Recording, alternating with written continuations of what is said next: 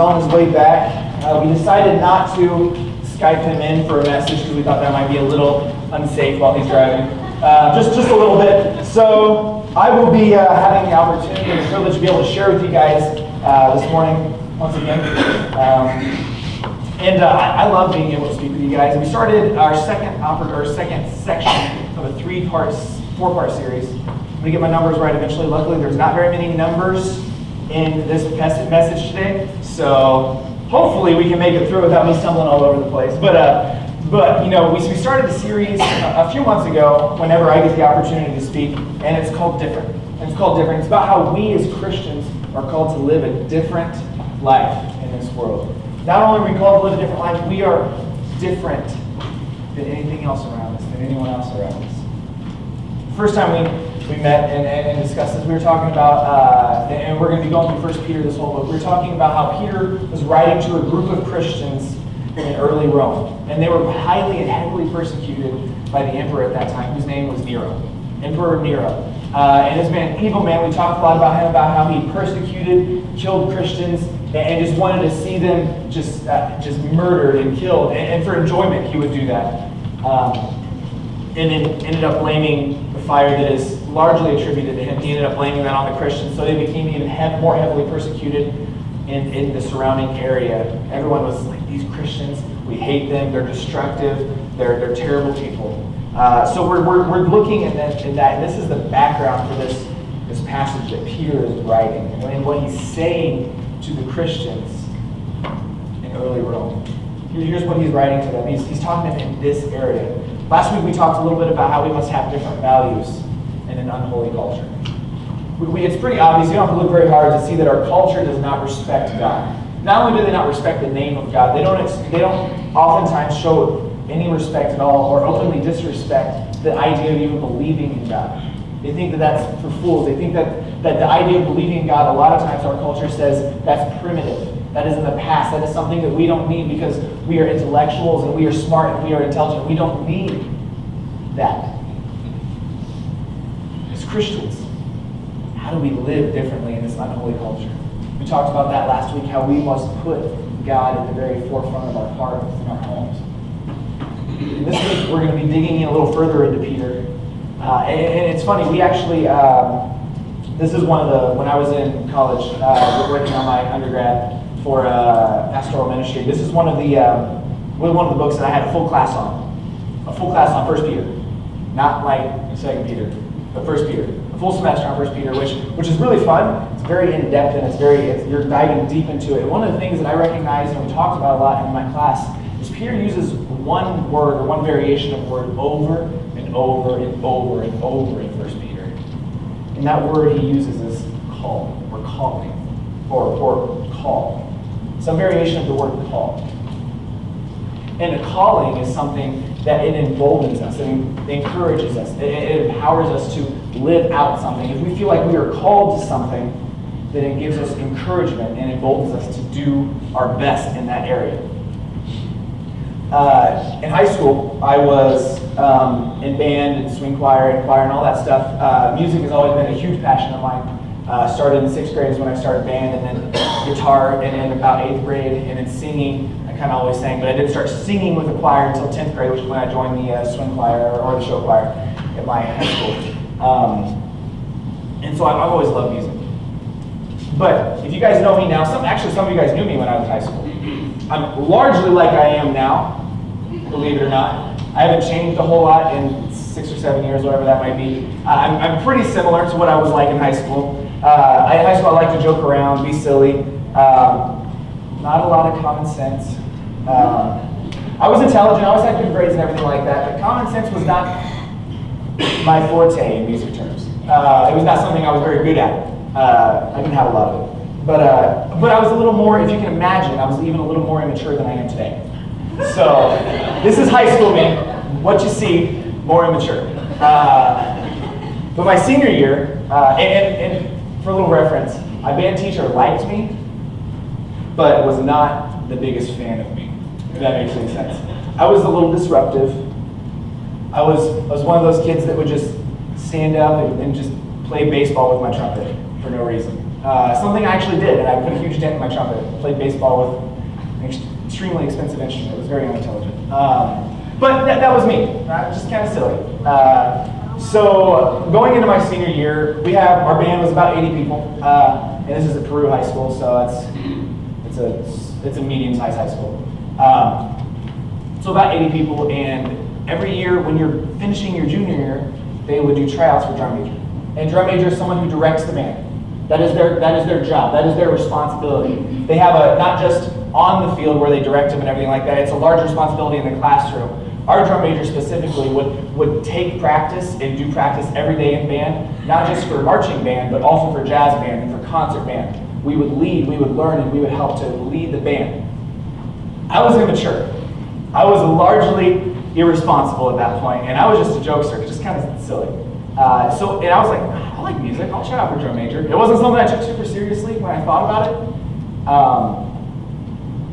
But I don't know, because there wasn't any better options, or whether my band teacher decided to give me a shot.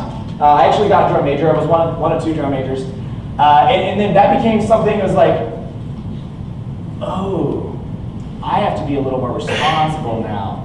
Because all of the 80 other kids in band are looking to me for direction when they're on the field. Looking to me for direction when they're doing music practice, to cue them in for the right parts and all these other various things.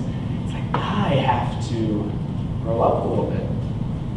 And I didn't. It was great. So we had a few conversations, my band teacher and I, about how I need to mature in that setting. I don't know if it worked, but I made it through the whole year and did it at what I believe was a good job. But the idea for me that being the drum major was almost this badge of honor for me, something that I was excited about.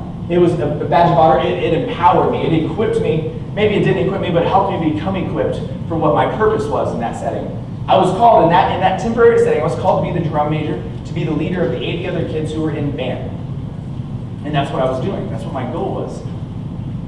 See, being assigned to something is encouraging. Being assigned to something equips, oftentimes, can help us become equipped, and it excites us. And we're going to talk a little bit today about three different types of calls. Three different types of calls we have, or being called. Like I said, we're going to dig into 1 Peter in just a few moments. We're going to dig in pretty deep in there in chapter 2 and chapter 3. Before we do that, I want to talk a little bit about different types of callings that we have. And the first one is this eternal call to Christ. There's an eternal call to Christ. You know, we know that God says that He is not willing that any should perish, but that all should come to repentance. That God desires that each person in this life who's ever lived desires that they would come to know Him as their personal Savior. They would come to have salvation. Peter writes that about here. He talks about knowing the call. Right? And Peter knows this personally. Because imagine this one day. One day, Peter's out fishing, and then there's a rabbi who comes up. He's in the boat with him, and the rabbi, the teacher, not a fisherman. He wasn't a teacher of fishing. He was just a teacher, like a biblical teacher. He comes up and he's like, "Hey, Peter, you should throw your net on the other side of the boat." And Peter's like, "Okay." That's what he says. We don't know what he says. He does it. I'm sure he's thinking, "Okay, you're a teacher of the Bible. I'm a fisherman. I've been doing this my whole life. You've been doing what you do your whole life. Let me fish. You teach, you preach, whatever you want to do." But he respects him and he does it. He throws it over, and he's probably a little skeptical about it, but he does it, and he brings in so many fish that Peter instantly knows, whoa, this is not normal. Something about this man is special. There's something holy about this man standing in front of me. So he says he falls on his knees. He says, "Depart from me, for I am a sinful and wicked man." And Jesus says, "Peter, up until now you fished for me. Until you fished for fish. But now you're going to come follow me and you will be a fisher of men." So Peter knows about this eternal call to Christ. He knows about salvation. He can write about this and he can understand personally what that's like, of knowing Jesus Christ in a personal way. Peter knew and followed when he was told that he should follow. And the second thing we're called to is we have these temporary calls to an assignment, right? So for me, I was a drum major for a year. That was one of my temporary calls to an assignment. This was my job for that year. This was my purpose in high school and band for that year. I was to be the drum major. A lot of us are called to specific roles in life. Maybe some of you are called to be a nurse. Maybe you're called to work in a certain area for a certain time. Maybe you have a different type of call to be to be an aunt or an uncle, whatever those be. We have these responsibilities in life, and we are told that we need to live them out and do them to the very, very best of our ability. And those are temporary calls that we have. And then there's a third type of call, which is what we're going to really talk today. It's a daily call to a different standard. A daily call to a different standard. And today we're going to talk about how our God is calling us to live a different daily standard in the world around us. You say, what am I called to do? And it's one of the things that people oftentimes get really passionate over, but also really confused. Right? I talk to teens all the time, like, I don't know what I'm called to do. Who am I called to be? What am I supposed to do for college? How am I supposed to live my life in the future? Am I going to get married? I'm going to be alone forever. Probably alone forever. Y'all are weird. Right? Right? We get so concerned and obsessed over our call, which is a good thing, until we take it in our own hands and try to make it our own and try to do what we want. Our call is something that God will give to you, and sometimes it's very obvious. For some people, it's very obvious, and they know immediately. For myself, after I got saved, going in between my 9th and 10th grade year, after I came to know Jesus Christ as my personal Savior, I already liked the idea of being a youth pastor, even though I wasn't a Christian before that, because I grew up in church. Like, hey, that's cool. I get to hang out with teenagers all day. It's kind of cool sometimes. But after about 6 months after I got saved, I knew. I was like, no, this is something that I enjoyed already, that I thought would be cool, but I know now that God is calling me to go into ministry. So it starts out looking as a youth pastor. That's what I'm doing now, and I love it. Being in worship and ministry is a huge blessing. That's part of my call to ministry, to full-time following God. But all of us are called to follow God full-time. Maybe not all of us are called to ministry in the church, but all of us are called to ministry and to worshiping and following and sharing God with those around us. A lot of times we get so caught up in what is it, that we forget that we are called today to a different standard.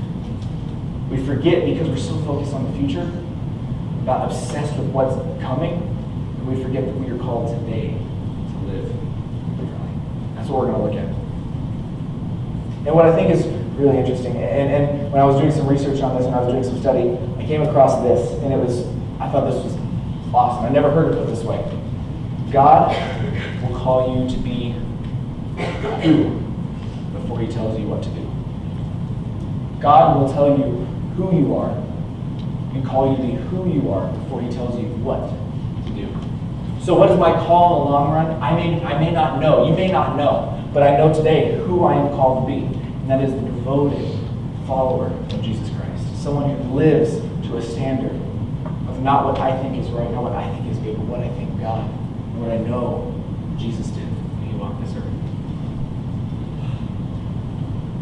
Right, and when we know who we are, a lot of times we know what to do in life. Right, so maybe you are, maybe you're an iron worker, right? And you know you're an iron worker, and that's what you do. So what do? You work with iron, right? Maybe you're a nurse, right? You know you're a nurse. This is what you've been trained to do. So what do? You help people in the hospital, whatever that looks like. I'm not a nurse, so I'm not going to try to speculate. If you want to know more, talk to my wife. Right, if you are something, you then know what you are to do.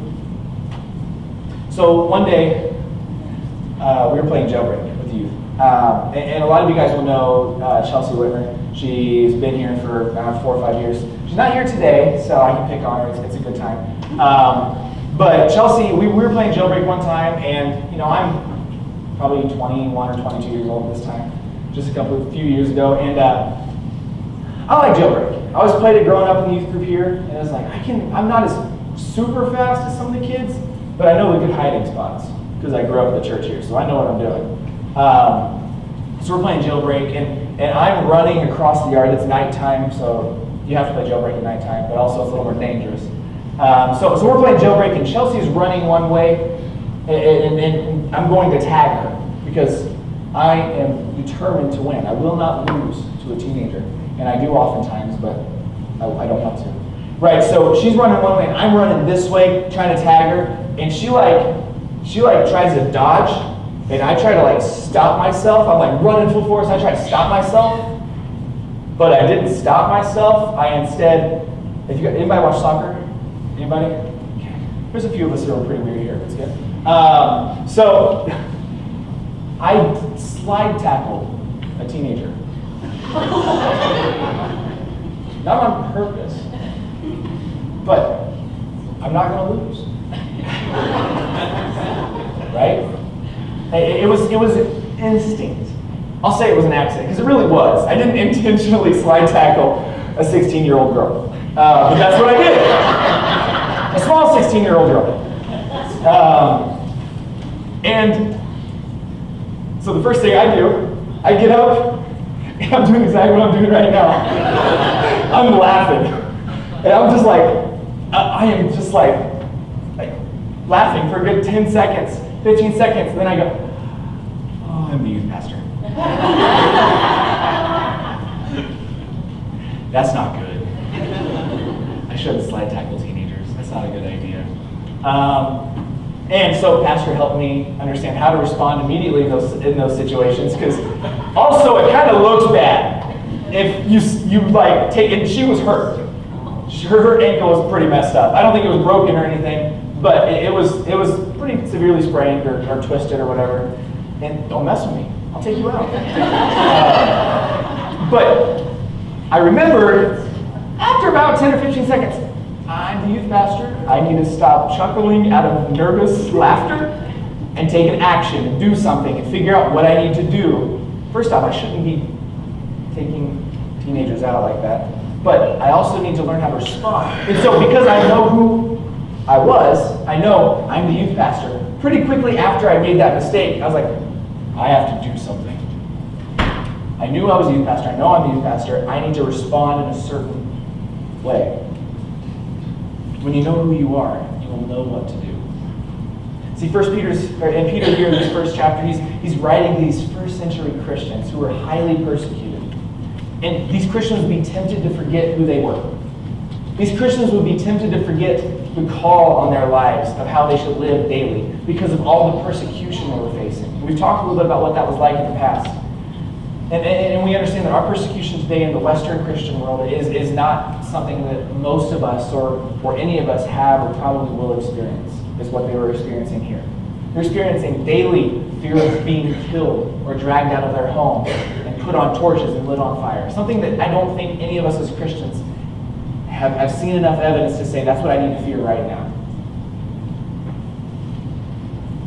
See, society had no idea who they were as Christians.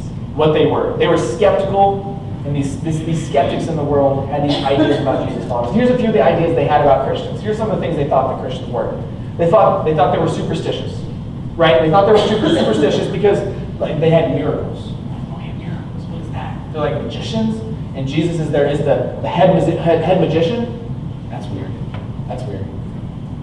They thought that they were incestuous, right? Because Christians would have what we call these love feasts. They would have love feasts. And it's this idea, we know what a love feast, they bring the come together. It's kind of like when we get together and we have food. Yeah, out of love we feast, right? And they would have these love feasts. They would take care of the poor. They would bring everybody in. They would feed them. They would have these agape meetings, is what they were called. And the world's like, love feasts. And who comes to your love feast? Your brothers and sisters in Christ. Right? And it was weird. These Christians, they're superstitious, they're incestuous, and they thought they were cannibals.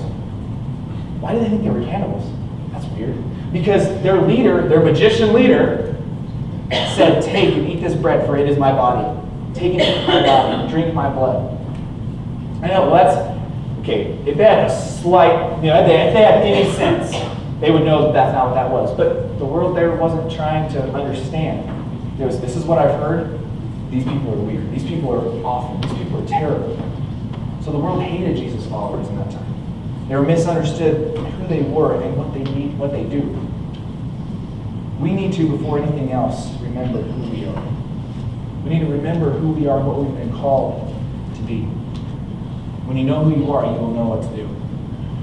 If you want to know who you are, if we want to know who we are, we need to look in God's Word and see who He calls us to be, see who He calls us to be. And we see that today in 1 Peter chapter 2, verse 9. It's just where we're going to start out this morning.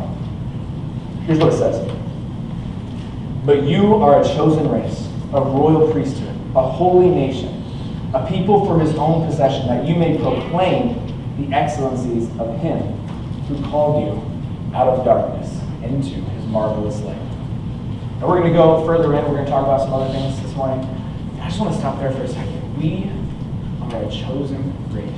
Remember, he's talking specifically, Peter's writing these first century Christians, who most of them and a lot of them knew the law. A lot of them were Jews beforehand. They know who God is. They know the scriptures. And they said, we are a royal priesthood. And that carried a lot of weight with these first century Christians. This was important to them because they knew previously that priests were the only people who had direct access to God in the Old Testament. Priests were the only one, the high priest was the only one who could go behind the curtain in the temple and commune with God on certain days of the year. He's the only one that could do that. He says, you are a royal priesthood. You have the opportunity to commune with God every day, personally. He wants to have them remember, don't remember who you were before Christ. Don't remember who you were back in your own life. Remember now that you are a new creation. You are redeemed. You are set free. Because when you know who you are, you will know what you are called to do. And the good thing is, in our life today, most people don't look at us as Christians and say we're superstitious, cannibals, and incestuous. They don't usually look at us and ping us with that. Sorry, that was a hard word to say. I don't know. They don't usually call us superstitious, incestuous cannibals. That's not something we see often. I don't think I've ever been called that anyway. I hope you haven't. But they do often call us some things, and they call us self-righteous. We're viewed as self-righteous. We're viewed as judgmental. A lot of times we're viewed as these intolerable bigots because of the way we believe, the things that God tells us in his word. And some Christians, unfortunately, have earned those names. As followers of Christ, there's some Christians who have acted way out of line of what God's love tells us to act as. And they've earned those names. But we as Christians, we are called to follow Christ, to have a life here that glorifies and honors him and reflects his love. And we'll talk about what that looks like. So Peter's writing to these suffering and despised Christians, saying, God is calling you. God is calling you to a different standard. So here's a few verses we see, and in just a few verses we'll see who we are. Because of who we are, what we are called to do. And when we know who we are, we know what we are called to do. Here's something that helps us understand that in verses 11 through 12 of chapter 2. So, beloved, I urge you as sojourners and exiles. So, who are we?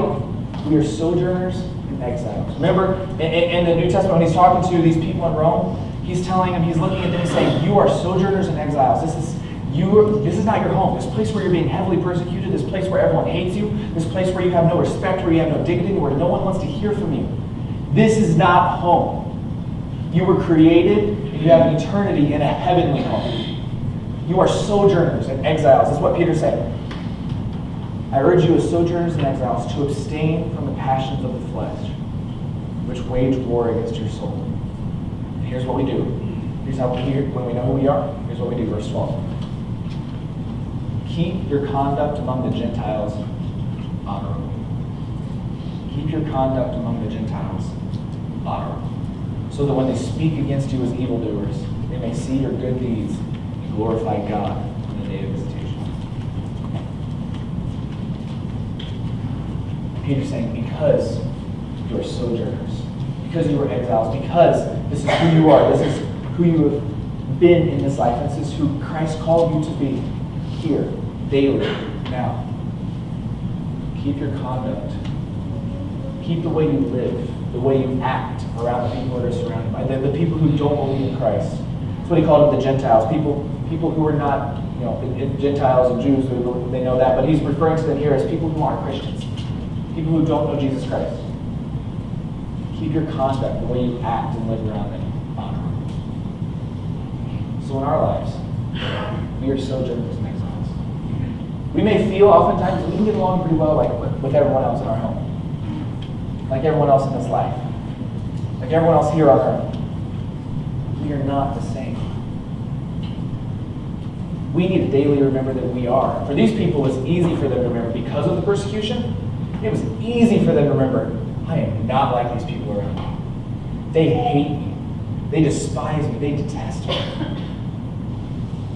So it's easy for them to remember, well, this isn't my home. They're going to be reminded every once in a while that that's stuck with them. For us, it's easy for us to think we're just like everyone else. It's easy for everyone else to think we're just like them. It's easy for us to act like everyone else. It's easy for us to think like everyone else. It's easy for us to talk like everyone else. And so we think, I don't really need to keep my conduct honorable. I don't need to act differently than everyone else. I just fit in. And then maybe if I fit in for long enough, I'll be able to tell them about Jesus. And while that is part of it, being able to have an audience and being able to speak into people's lives is part of it, we're not called to compromise our faith. Peter says, I'm not going to try to convince them to believe like we believe. I'm going to show them what we believe by how we behave. That's what Peter's saying here. I'm going to show them how and what we are and what we believe by the way that we behave. So before I first tell you about my faith, let me live it out in front of you. And that's kind of the way that this world is today. Most people see Christianity, and what's the first thing they think? I'm skeptical of that. I've heard it all. I grew up in church. I know everyone that's Christians, and I know all the other things they do that are not like God. And I don't need that. See, a lot of times if we try to go up to someone and just tell them about our faith in this life, it's going to be very difficult to get a hearing and to gain a hearing. Peter's saying we need to live your faith out. We don't have to be defensive Christians. We don't need to go on the defense all the time and say, no, this is what I believe. Here's all the things, blah, blah, blah, blah, blah, and this, and this, and this, and this, and this is what you need to believe. Have you guys ever heard that good offense is the best defense? Yeah. If you're a sports fan, some people really disagree with that. Some people heavily agree with that. I'm not a huge sports fan, but offense is a lot more fun to watch than defense. That's all I'm saying. See people scoring is way better than seeing people not scoring. That's just my thought.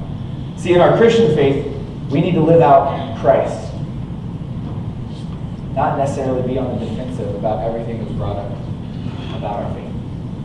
And that can be difficult, because if someone says, here's what you believe, and I think it's stupid, I think you're a bigot, I think it's terrible, and I think you're naturally. Hold up. You sit here demeaning everything I am, everything I believe in, everything I've put my life into.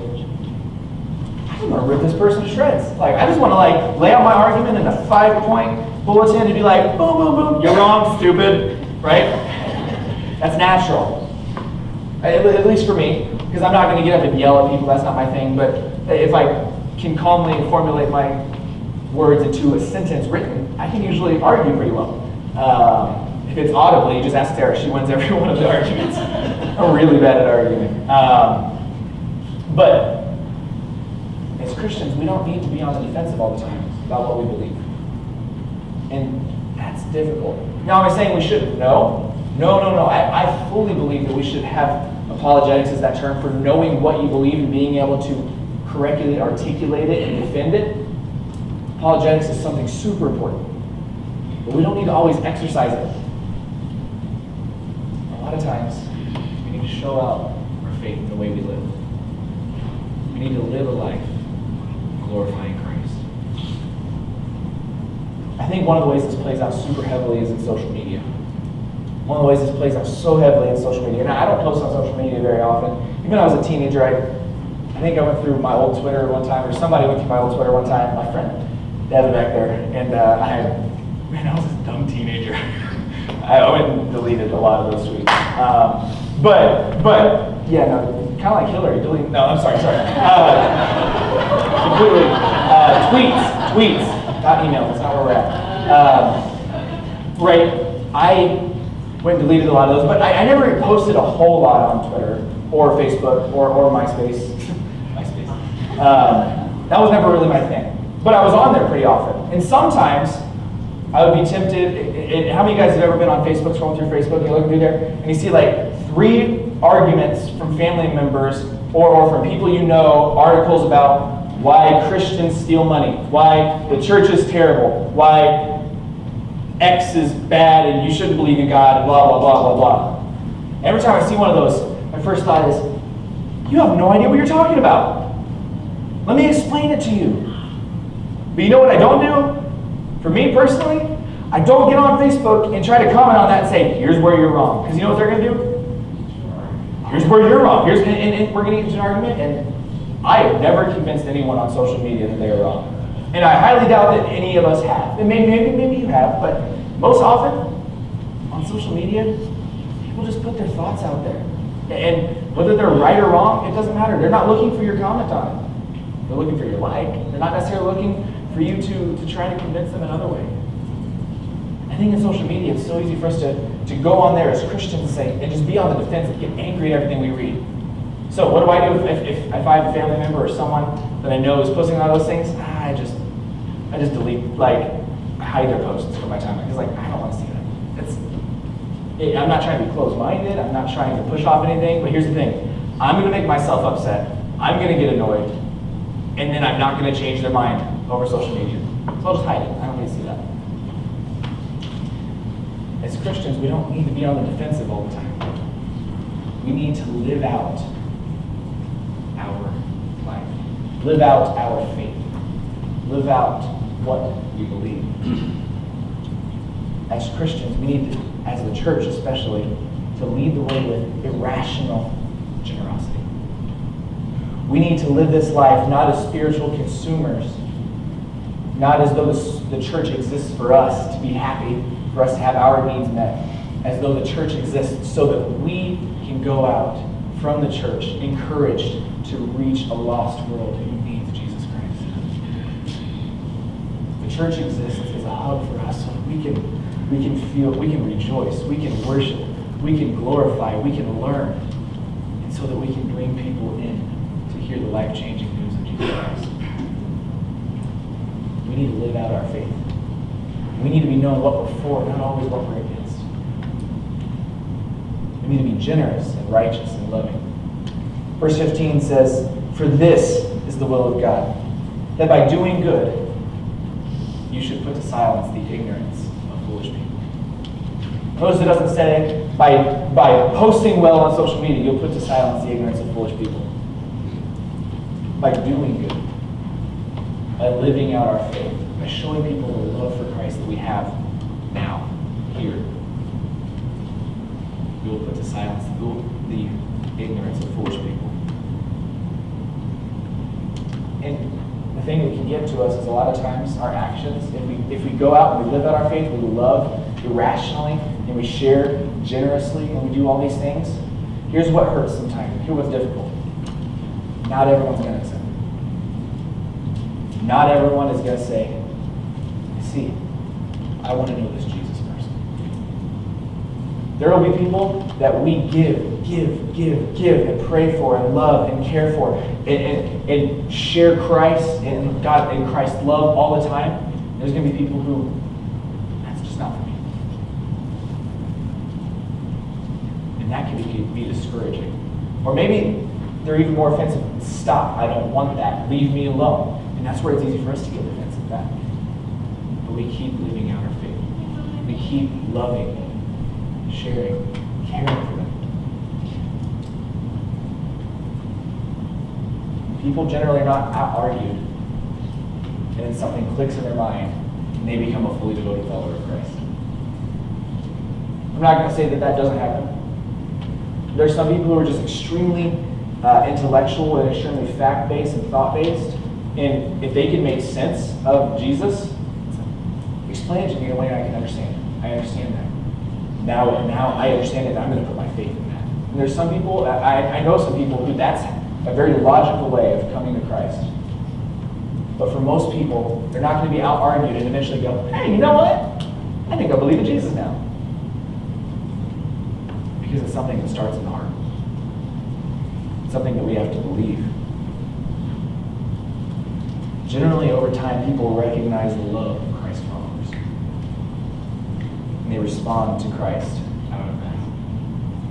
As Christians, we love, we be generous, and we do right. Verse 21, here's what it says in 1 Peter chapter 2. For you have been called. because Christ also suffered for you, leaving you as an example so that you might follow in his steps.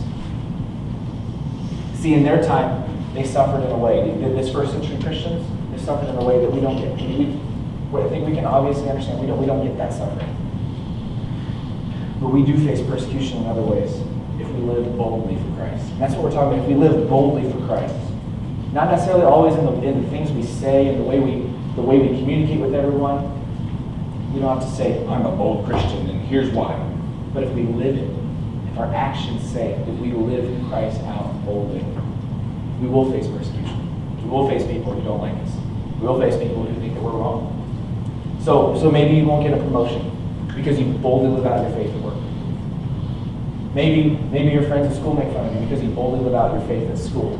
And they're like, I don't get that. That's weird. That's not what I do. That's not how I act. I don't understand. Everyone's supposed to be so self-centered and focused on myself. And if you live out Christ and selflessness and love and care and generosity, they're going to think you're weird. And you may get made fun of for that. That's a slight form of persecution in our world. You may be the only one who's not invited to something you want because that weird Christian kid here. And that can be hard. That can hurt. It says here in this verse that we might follow in his steps. So if we're going to follow in his steps, we have to know what Jesus was like, what he did. How we are called to live today is by mirroring and mimicking what Jesus did when he was walking this earth. That's how we know who we are called to be now, by looking at what Jesus did when he was walking this earth. So what did he do? He was gentle. He was patient. He was loving. He was forgiving. He was kind. He was generous. He was not proud. Jesus was not arrogant. He was not condescending. He was not generally argumentative. He was not defensive. Jesus was not hateful. So how do we not live like Jesus? By letting some of those things that I just said define us. If we're proud, arrogant, condescending, defending, or hateful all the time, that does not shout to people that I love Jesus and Jesus has saved me and you should be just like me.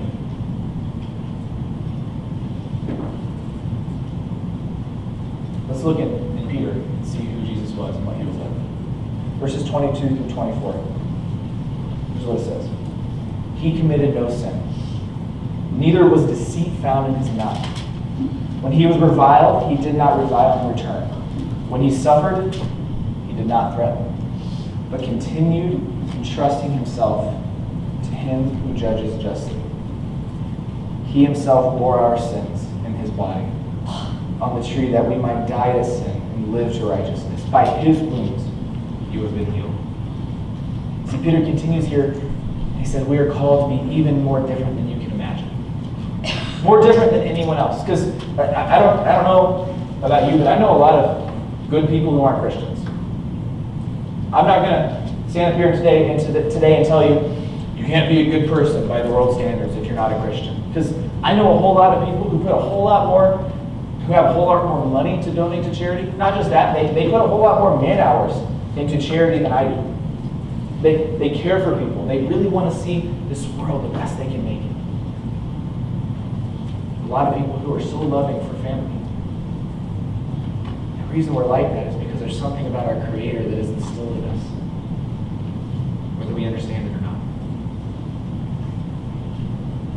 But normal people, if they're treated poorly, if people curse them, they treat them poorly. Normally, people curse you back, treat you poorly back. People who hate us, we hate them back. We hold grudges. People hurt us. We want to get revenge. That's normal. Peter says we're not just called to be different, we're called to be so much different than anyone else and anything else in this world that it's hard to even imagine. Here's what he says in chapter 3, verse 9. Here's what he says. It says, do not repay evil for evil or reviling for reviling. But on the contrary, he said, don't just be nice to people. Bless those but on the contrary, bless. For to this you were called, that you may obtain a blessing. So anyone who hates you, anyone who reviles you, anyone who persecutes you, bless them. What does that look like? Pray for them. Talk to God. Ask God to do a work in their lives. Show them love. How am I going to show them love? They hate me. They don't want me to be anywhere near them. Every time you interact with them, show them love of God, the love of Christ, through your kindness, through your joy, through your patience. See, we are called to go the extra mile, right? Someone asks us for our shirt, we give them a jacket as well. Love your enemies. Bless those who persecute you. Anyone who tries to hurt you, show them God's love. Most of us know what it means to be on call for work. And maybe that's not something you have to do, but a lot of us have been on call for certain types of jobs. And so when you're on call, if something comes up, if you're needed, if there's an emergency, if there's short people, you go in. You're not necessarily scheduled to work that day, but it's like, hey, if we need you, you're coming in. This is your on-call day. See, we are on call for Christ. We are always to be ready to show the love of Christ. We are always on call to go and share the truth of God with people around us and the love of God through our actions. See, we're chosen by God, a royal priesthood, a holy nation. We're called to help those in need, to give love to those who are rejected. We have a daily assignment, right? I know, when I was in college, I did 2 years of public school, and then I went to online school. And when I was on online school, it was pretty difficult for me because there was nobody, no teachers, no friends there saying, hey, if you finish this assignment, there was no teacher saying, hey, here's the due date. It was like, here's your syllabus, here's the due dates at the beginning of the semester, and get them all turned in on time.